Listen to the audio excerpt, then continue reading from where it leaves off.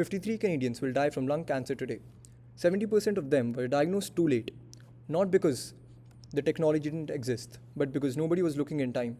For pulmonary fibrosis alone, the median diagnostic delay is 2.1 years. By the time most patients get a confirmed diagnosis, the scarring is already irreversible. A radiologist reads through a lung CT scan by scrolling through 200 to 400 flat grayscale slices, trying to mentally reconstruct the 3D anatomy in their head, looking for a nodule that's at least 8 millimeters wide. They miss 20 to 30% of the actionable findings on the first read, not because they're bad at their job, but because the format is working against them. And this is why we built Pulmoscan.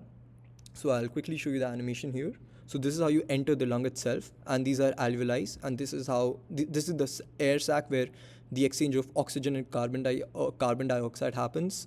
Whenever you hover over an alveoli, you can get a fact about it. So yeah, this is it. And then, so essentially what Pulmoscan is doing is it's taking a patient's raw CT scan, a folder of DICOM files, straight from the scanner, and in about 30 seconds or 40 seconds, we do 4 things: reconstruct the full 3D volume, segment the lungs, run an ML-powered pathology detection, and then render everything as an interactive 3D model where you can rotate, zoom, and slice through and click. So I'll quickly start scanning. So you can upload a file. We already have some patients' data here, so I'll quickly analyze it. So it takes a lot of time to scan it because our ML model is trained on more than 3,000 images, and there were 30,000 images in total because there were different slices per patient itself.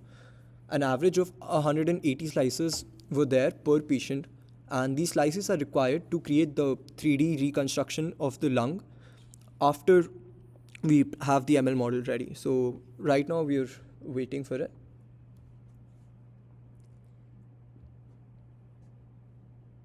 And the cards that you see here, these are these are real patient, and this is the data set from the OSIC pulmonary fibrosis data set.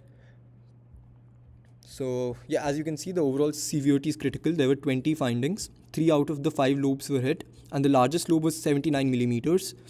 These are the top findings about where it found the actual lobe. So I'll quickly visualize it in 3D now.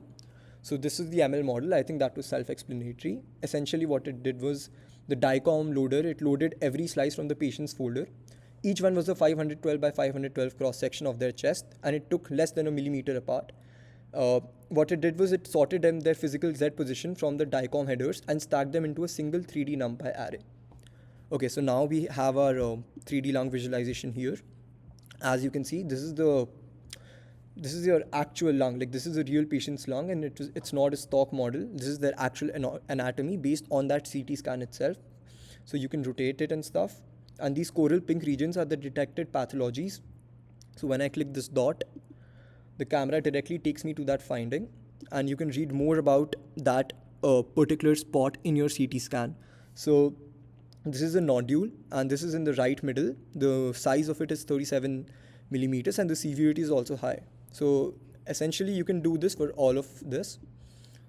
Yeah, and that's pretty much what we're doing by providing a 3D visualization tool. We're not replacing, we're only helping the pulmonologists to make better decisions while trying to see whether the person has it or not. I'll quickly show you the citations.